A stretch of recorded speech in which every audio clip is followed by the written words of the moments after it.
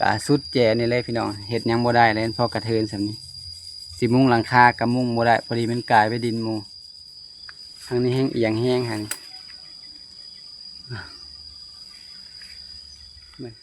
ทางหลังก็สิประมาณนี้แหละพี่น้องเลยสิเป็นเฮือนไผ่ทางเป็นเฮือนครัวมันไว้เครื่องแน่อันนี้ก็แทงน้ำป้าลมผัดพี่น้องหาก็เห็นแจสุดนี่ไปหั่นกระมุมแต่ละแจนี่มันเห็นยังไม่ได้นอกจากไว้เครื่องพี่น้องมันก็สิอยากหกในแจเฮาสิไว้เครื่องเพราะว่ามันเป็นมุมที่เฮาปลูกสร้างเห็นยังบ่ได้โดยสบายดีเด้อพี่น้องเด้อสบายดีเบิดสุขสุขคนที่เข้ามารับชมพี่น้องมื้อนี้ก็ยังอยู่ที่เฮือนพี่แหละพี่น้องเอ้ยพอดีออกไปเวียกน้อยหนึงก็พากันกลับเข้ามาแล้วก็สายเติบละพากันมาเฮ็ดกินอยู่ทางเฮือนพี่แหละพอดีน้องอาตีมันก็เฮ็ดกินอยู่ทางหลังเฮือนครัวพุ่นแหละพี่น้องบ่าวเก่งก็มาเปิดคลิปอยู่ทางหน้าเฮือนพี่แหละก็พอดีตอบคอมเมนต์ไปพี่น้องก็พอดีมีคอมเมนต์หนึ่งเพิ่นบอกว่าถ่ายมุมทั้งหน้าบ้านแล้วก็ทั้งหลังบ้านให้เบิ่งแหน่เพิ่นน่ะบ่เคยเห็นจักเทื่อนะก็พอดีมีเวลาว่างพี่น้องเพิ่นบอกว่าน้องละตีถ่ายคลิปทั้งหน้าเฮือนทั้งเรื่องเฮือนให้เบิ่งแหน่ก็พอดีน้องละตีเพิ่นเฮ็ดกินอยู่ทางหลังเฮือนครัวพุ่นแหละพอดีบ่าวเก่งสิมาถ่ายให้เบิ่งเลยพี่น้องว่ามันเป็นแนวใดเพิ่นบ่เคยเห็นเพิ่นว่าเดี๋ยวสิพาไปเลาะเบิ่งบรรยากาศมื้อนี้ก็ครึ้มฟ้าครึ้มฝนพี่น้องคือฝนสิตกนี่แหละสีมืดๆหน่อยจักหน่อยหนึงอันนี้สิอยู่ทางหน้าเฮือนนี่พี่น้องเด้อสิมีทางเส้นหนึ่งเข้ามาพี่น้องทางเข้าไปป่าพุ่นแหละมันสิตัดมาอ้อมดินเพิ่นมานี่ก็สิเป็นทางหน้าเฮือนฝั่งนี้ก็เป็นทางป่าทางเสื่อมต่อทางป่าพุ่นแหละกาก่อนสิไปเบิ่งกาสิมาอธิบายให้พี่น้องเบิ่งก่อนว่ามันเป็นจังไดมันเป็นแบบว่าดินนี่สิเป็นสามแฉได้พี่น้องเป็นสามเหลี่ยมเพิ่นเอิ้นว่าสามเหลี่ยมจั่วบ่เบิ่งสิมาวาดภาพให้เบิ่งก่อนอธิบายเข้าใจนำกันก่อนจังไปเบิ่งว่ามันเป็นจังไดสั้นไปถ่ายเบิ่งมันก็บ่เข้าใจแล้วพี่น้องมันสิเป็นแบบนี้มึงสิวาดให้เบิ่งเลยอันนี้สิเป็นหน้าทางบนบ่าวเก่งถ่ายกี้นี่เด้อพี่น้องยาวมื้อนี้อันนี้สิเป็นดินแล้วสิเป็นมุมแบบนี้พี่น้องนี่สิเป็นแบบสองข้างนึงแบบอยากเท่ากันแต่ทางหน้าสิกว้างกว่านิดนึงเฮือนน่ะแม่นเสร็จปินหน้ามาพี่เห็นปินหน้ามาหาทางพี่แหละปินหลังไปทางแจเหลี่ยมๆอันนี้ดินสิเป็นแบบนี้แหละพี่น้องเป็นเหลี่ยมแบบนี้เลยพอแต่ลมเฮือนเป็นเหลี่ยมก็เดียวสิพาพี่น้องไปเลาะเบิ่งทั้งสองข้างว่าเป็นแนวใดได้ยินแต่เสียงเครื่องบินไปทางเทิงมันใกล้ตัวเมืองสวรรค์เนี่ยก็ได้ยินเสียงเครื่องบินบรรยากาศมันสิแลมไปพุ่นเลยพี่น้องมันสิแบบว่าทั้งหน้าเฮือนนี่สิแบบอย่างว่าพุ่นน้อยหนึ่งดินนะมันสิแบบโบเป็นสากพี่น้องเป็นสามเหลี่ยมแต่ว่าโบเป็นสามเหลี่ยมสากเป็นแบบคายทรงจั่วยังเข้าไปทางในเฮือนครัวหมดละแหลมขึ้นหลังทางหน้าก็สิแหลมขึ้นหลังทั้งกันคือกันเบิ่งมุมทางหน้าเฮือนซะก่อนอย่างสิพาพี่น้องไปเบิ่งทางหลังสองข้างสิพาเบิ่งเบิดสองข้างเลยมื้อนี้ทางเทิงก็สิเป็นอัดพ่นไว้แน่ถามแม่เฒ่าแล้วก็ถามน้องละตีว่าอัดเลยดีกว่าพ่นเข่าเพดานลุเสียเงินเฮ็ดมาเบิดหลายเลยก็เลยอัดไว้เลยซะบ่ได้ขายไส้เป็นนาเฮือนกะปีนออกมาจากทางแล้วนี่แหละพี่น้องเฮือนมันเกาะหลายต่อแล้วมันก็เลยเป็นผัก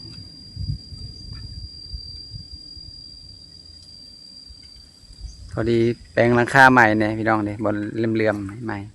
หนิงไม่ได้เทิงพูดแหละเก่งขึ้นเปลี่ยนใหม่เบิดเพราะว่ามันหัวเปลี่ยนแล้วกะฝนตกกะขึ้นไปเบิ่งหลายเถื่อแล้วกะ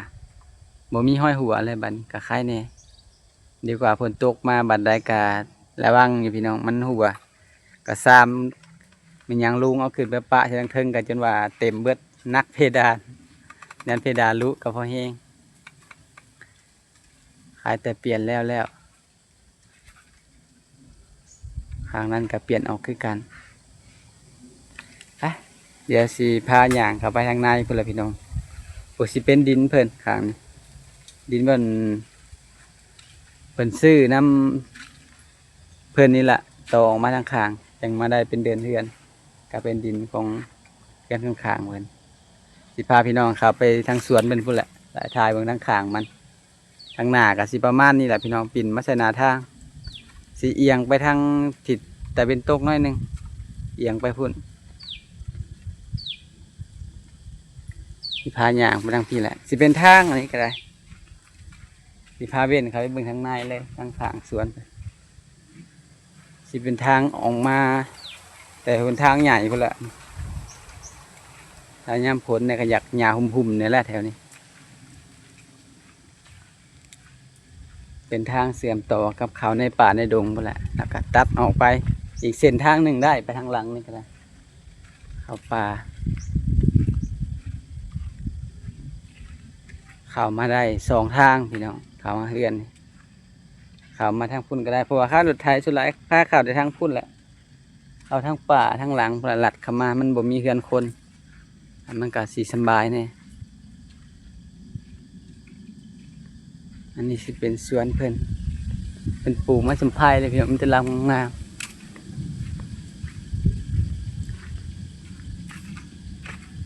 มาสิพาเข้าไปเบิ่งทางพี่แหละทางหลังเฮือนมันจังเห็นไปเลยขอเราทั่วมันเข้าไปก่อนสิเป็นทางหลังเฮือนพาเพิ่นปลูกกาวไว้พี่น้องที่เป็นต้นกาวอันนี้มันปลูกขายเต็มไปเลยฝนตกแล้วมันขึ้นใหม่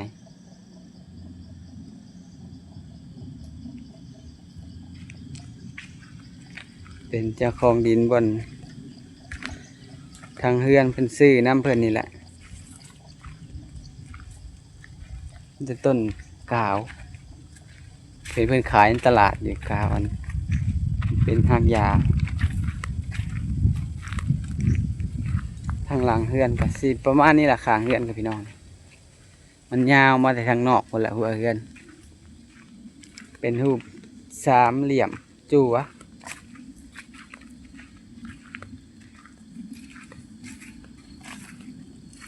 สิเป็น3 เหลี่ยมสักกระบอกแมนเป็นแบบ3 เหลี่ยมจั่วแบบแหลมเขาเบิด2 ข้างเขาหาทั้งส่วนที่น้องราตรีมันจะเห็นอย่าง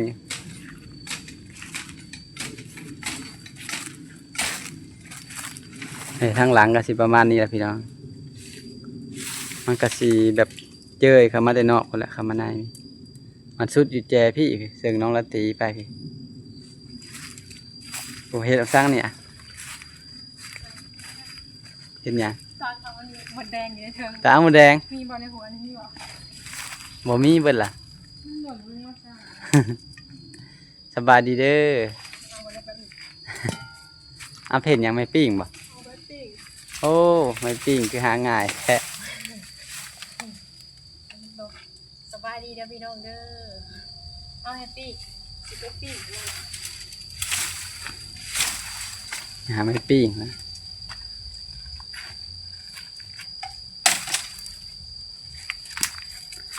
พอดีเห็นเพิ่นคอมเมนต์ว่าอยากเบิ่งมุมทั้งหน้าเฮือนทั้งหลังเฮือนก็เลยมาถ่ายเพิ่นเบิ่งแต่ว่าบางทีเพิ่นก็ยังบ่เห็นเฮือนพี่น้อง นี่ เพราะว่าเฮือนเฮามันสิบ่เป็นทรงคือแบบหมู่เนาะเพราะว่า เฮ็ดตามดิน แต่เฮาต่อออกแน่หั่นนะแต่เก่าก็เป็นทรงอยู่ดอก นี่ แต่ว่าถ้าเฮาบ่ต่อออกนอกผัด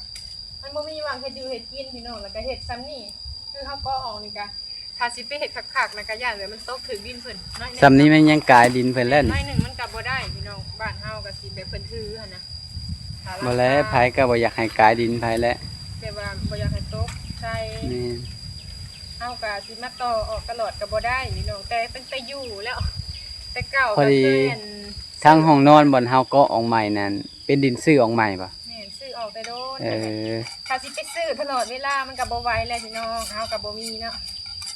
ตกใส่น้อยหนึงก็สิซื้อใส่อีกมันก็บ่ได้หั้นนะก็เลยเฮ็ดซำนี้ก็ได้อยู่กันพอแล้วบ่ได้ว่าหยังดอกแบบ มันก็เลยอาจจะบ่เห็นแบบเวลาเราถ่ายคลิปมันก็สิเป็นแบบว่า ถ่ายเป็นบางมุมเนาะ มุม ถ่าย แบบทางหน้าส่วนหลายทางหลังมันจะ มันบ่มีพื้นที่ มันก็สิเป็นห้องครัวแบบนี้แหละพี่น้อง เด้ หัวก็ใกล้ๆกับเฮือนเลยอยู่หลังคาเลย ทางนั้นก็เป็นดินเพิ่น เดี๋ยวยังสิย่างไปเบิ่งทางนั้น แม่นเป็นดินของเพิ่นอย่างนั้นก็เฮาก็เฮ็ดสำดินเฮาเนาะ เฮ็ดหยังกินนะ อันนี้เฮาสิปิ้งซีน สิเหลือแต่มื้อก่อนบ่ แม่น ได้กินหลายคาบอยู่เนาะ ปิ้งเด้อพี่น้องปิ้งแบบธรรมชาติเด้ พาเพิ่นเบิ่งทางนี้ก่อน ให้เนาะเบิ่งทางหน้าก็มีต้นหัวจิงไข่งามเลยเนาะ อันนี้น่ะสิเป็นคือทางเฮือนปลูกเด้พี่น้องเขาปลูกน้ำเพิ่นทางแม่ทาวเพิ่นปลูก แล้วก็หัวขานะปลูกขาป่าขาบ้านผสมกันเรื่องกับสิประมาณนี้พี่น้องทางหลังก็ได้สิเป็นลายผักนี่เพราะว่าเป็นเกาะออกเรื่อยๆเกาะออกพอดีมันก็สุดพื้นที่เพราะว่าเฮาซื้อออกทีละน้อยมันก็เลยบ่เป็นทรงจะทำอิฐพอบางป่าค่าจะเนาะใส่เบิ่งกันมันเอียงเข้ามาเห็นป่ะพี่น้องมันแหลมเพื่อนละสิหมุนไปทิศนี้เพราะว่าหมุนไปพี่เพราะว่าดินตะกี้มันบ่ฮอดพี่มันอยู่แต่พี่ซื้อออกซื่อๆจึงได้ทอเงือบออก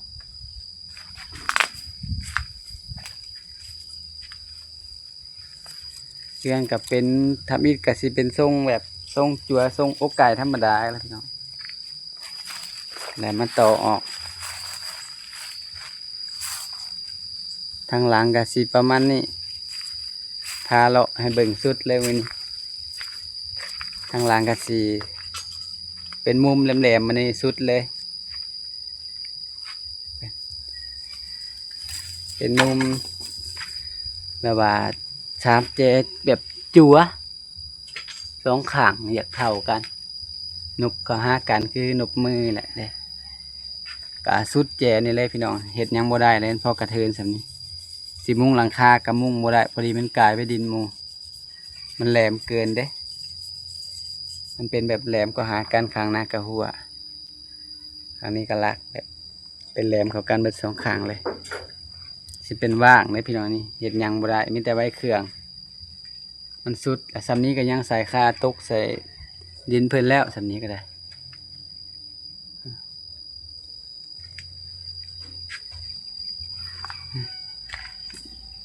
แหลมมาสุดนี่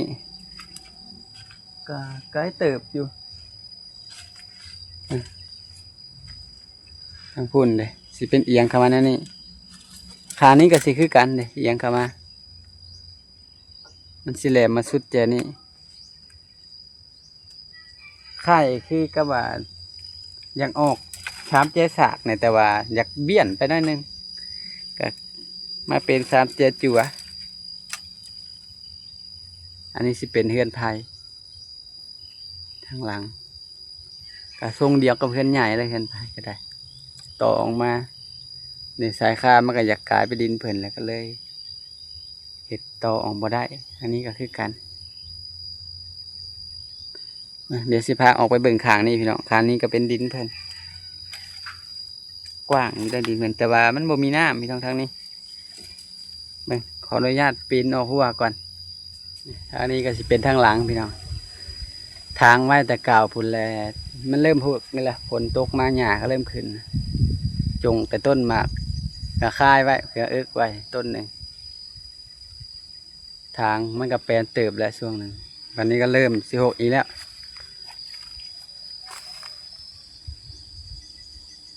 จะเป็นหลังเฮือนไผ่แจกระสุดนี่พี่น้องรักนี่แหละสุดหลังนี่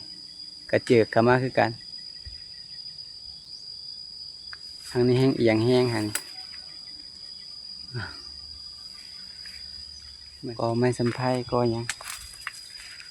โอ้ทางพูดเลยน้องเลิกๆบรรเรากับทางพูดแหละเคยไปถ่ายเบิ่งอยู่มันว่ามีน้ำจกไปกะ30-40 เมตร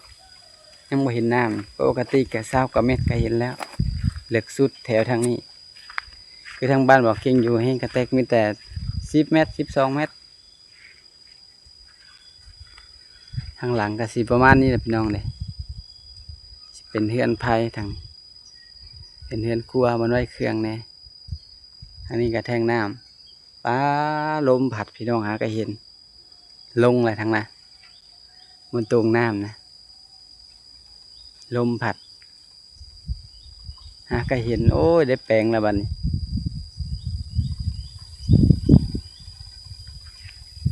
มีแท่งน้ำก็ขึ้น2 แท่งทั้งนี้แล้วก็ทั้งหน้าอีกแท่งหนึ่งเป็นดีเป็น3 แท่งทางหลังเฮือนก็สิประมาณนี้แหละถ้าถ่ายให้เบิ่งอ้อมเฮือนเลยพี่น้องมื้อนี้ให้เห็นเบิดกุญแจเลยมุมไกลนี่จักหน้อยผู้แหละก็สุดผู้ละทางนอกก็สะพายออกไปประมาณ1 ถึง 2 เมตรพอดีสุดแดนอันนี้ก็ฮอดก็สะพายก็นี้พอดีสุดมันเบิดพื้นที่เกาะเลยพี่น้องแม้แต่เสียดบอลจอดรถก็ยังบ่มีคันเฮามาเฮ็ดตั้งเสาตั้งหยังใส่ผัดไว้รถบ่ได้คือไถก็ได้ก็เลยเบิ่งอยู่จักเสียดมุมใดบ่ฮู้บอลสิต่อเลยหัวกระทั่งนี้แม่เฒ่าเพิ่นเอาไม้สัมไพทีไว้มัดทีไว้เพราะว่างัวทางนี้มันเป็นเดินกว้างเลยเป็นเลี้ยงงัวเรียกว่างัวเขาเนี่ยมีหญ้ามีหยังงัวสิดุดเขากระโตออกมาทางพี่เนี่ยพี่น้องหลายสั้นหลายวักเพื่อมาฮอดเฮือนไผก็ได้พอดีสุดดินคักสุดดินแหน่พี่น้องยังเหลือแจหนึ่งทางท้ายเฮ็ดต่อบ่ได้เพราะว่ามันแบบแจสุดแคบๆอีหลีมันมุงหลังคามุงหยังบ่ได้มีแต่เอาเครื่องแบบว่าเครื่องมาป้าไว้เครื่องห้ามบ่ได้ใส่เครื่องเอาไว้ใส่เพราะเป็นบ่อนเก็บเครื่อง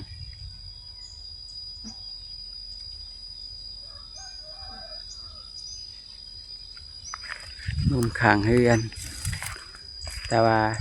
ดินบนซื้อเพิ่นบนคือปูเฮือนคู่มือนี่นะเป็นดินข้างทั้งนั้นดินเจ้านั้น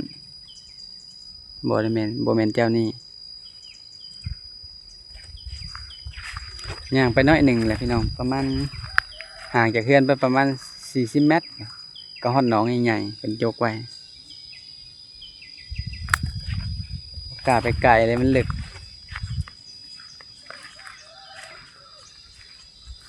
มันก็บ่ได้หกหรอกพี่น้องข้างเฮือนก็ได้สิมีตัวนี้สิเป็นกลางไม้สัมไพเพิ่นเอากับบ่กล้าจูดบ่กล้าหยังคือกันย่ามันไผใหม่ลามใส่เฮือนมันไก่มีแต่ปลามันดอกไปเครือเริ่มขึ้นแล้วกลางไม้สัมไพเพิ่นมันเป็นอยู่นอกดินเพิ่นกะซ้ำนี่ก็ถือว่าแปลหลายเติบแล้วบ่หกปานใดมันก็อยู่ดินเพิ่นสุดแล้วแต่เพิ่นเฮากระถางแต่ดำน้อยหรอกแก้มหัวอาจสิออกมาหาพันธุ์มาหยังนี่ก็บ่ได้เด้อพี่น้องดินเพิ่น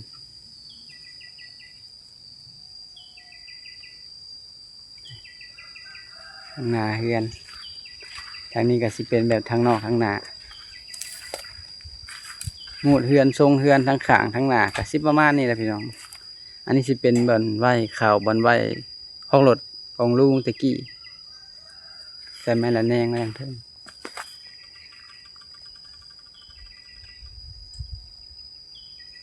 นี่กาเจอมาทางนี้มีสุดอยู่แจพุ่นละ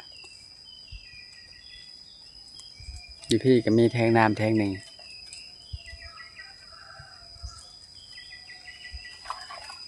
หลังคาทางนี้ก็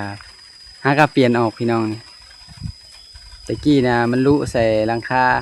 มันเป็นอีก2 สั้นพี่น้องเป็นผักไปผักมันบอกเก่งลื้อออกแล้วใส่ตัวใหม่ยาวเลยบัดนี้ใส่ยาวเลยกะคล้ายกว่าเก่าบัดนี้บ่มีบนหัวเพราะว่าทั้งพื้นเนี่ยเป็นเพดานเบิดฝนตกย่ำได้ละว่าเพดานกระสิลุพี่น้องลอกเปิดทางในเปลี่ยนใหม่แล้วคล้ายเนี่ยขอขอบคุญขอบคุณแม่เพิ่นหลายๆเด้อสิซื้ออุปกรณ์ใส่ให้พี่น้องพออยู่ได้ไปพอนบ่หัวใส่มาถ่ายบรรยากาศให้เบิ่งพี่น้องข้างๆสีแบบนี้แหละ สิเป็นแท่งน้ำแท่งหยังทั้งบ่อนอาบน้ำบ่เก่งอาบส่วนหลายมาอาบทั้งนอกก็มาพี่กันบ่เข้าทางในเฮือนเข้าห้องน้ำกันอาบทั้งหน้าเฮือนทั้งพี่สิมีแท่งน้ำพวกกะทิคักได้ไม่เท่าเพิ่นหมักไปมันจะไผจีใส่กะพอดีมาถ่ายบรรยากาศมุมทั้งข้างเฮือนทั้งหน้าเฮือนให้พี่น้องเบิ่งพี่น้องกับประมาณนี้แหละพอดีมาทางนี้กะ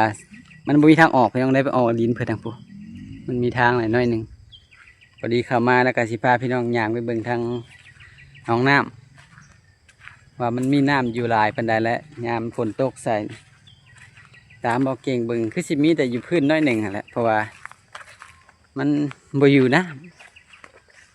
ถ้าเป็นหนองทางอื่นนี่ฝนตกบ่แห้งแต่ว่าต้องมีน้ำอยู่แล้วพี่น้องเพราะว่ามันซึมมาทางพื้นแต่ว่าอันนี้มันสิซึมหลายกายเพิ่นก็เคยปลูกมันปลูกหยังอยู่ดอกพี่น้องแถนแต่ว่ามันบ่งามมันเป็นดินบ่มีน้ำเพิ่นก็เลยยามองซอนะดกพี่น้องมองกระสอหยัดโบกเลยพาพี่น้องมาเบิ่งนี่จังน้อยก่อนจากสีกลับเมื่อบัดนี้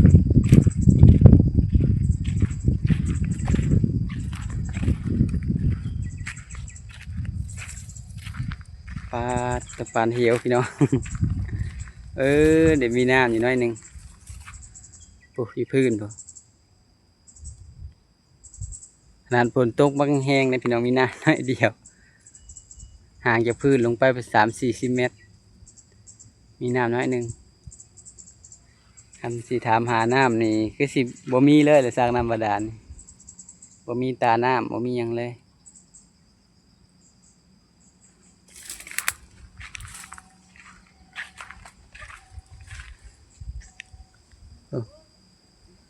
คอยยังบ่อยากกล้าคอยลงพี่น้องมันลึกเกิน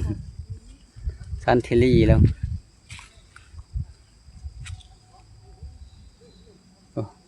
มักใหญ่ๆเลยพี่น้องน้องโมเมนต์ความกว้างโมเมนต์50 เมตรคูณ50เป็นบอกหรือ60ความกว้างมันขุดไปกลับออกเมื่อก่อนพี่น้องบัดนี้กลับมาเบิ่งน้อยหนึ่งมาเบิ่งช่วงแรงบ่มีน้ำมาบัดนี้มีน้ำน้อยหนึ่งออกมาแล้วบัดนี้พี่น้องทางหน้าเฮือนทางหลัดไปพุ่นมาทางหน้ากับประมาณนี้แหละกับแจคือกันพี่น้องมานี่กับแจสุดนี่ไปหันกับมุมแต่ละแจนี่มันเห็นยังไม่ได้นอกจากไว้เครื่องพี่น้องมันก็สิอยากหกในแจเฮาสิไว้เครื่องเพราะว่ามันเป็นมุมที่เฮาปลูกสร้างเห็นยังบ่ได้ต้องพี่แลพี่ยับเข้ามาก็ไม่สัมภัยคันสิปลูกหยังก็ได้แจนี่ถือว่าทิ่มหลายๆเม็ดเติบไว้แต่เครื่องเฮาสิมุงสิหยังมันก็กลายเป็นดินหมู่พี่น้องก็เลยบ่ได้เฮ็ดหยังก็ประมาณนี้แหละพี่น้องมาถ่ายอ้อมเฮือนให้เบิ่งมื้อนี้บรรยากาศทั้งข้างเฮือนหน้าเฮือนโดยจังได๋ก็ขอบคุณหลายๆเด้อที่เข้ามาคอมเมนต์ติเตียนมารับชมพี่น้องก็เป็นจังไดก็ฝากติชมได้เด้อพี่น้องเด้อฝากเป็นกำลังใจกดไลค์กดแชร์โดยสำหรับคลิปนี้บ่าวเก่งก็สิขอจบคลิปลงเพียงเท่านี้แล้วพี่น้องเด้อโดยสำหรับคลิปนี้ขอกล่าวคำว่าสบายดีเด้อ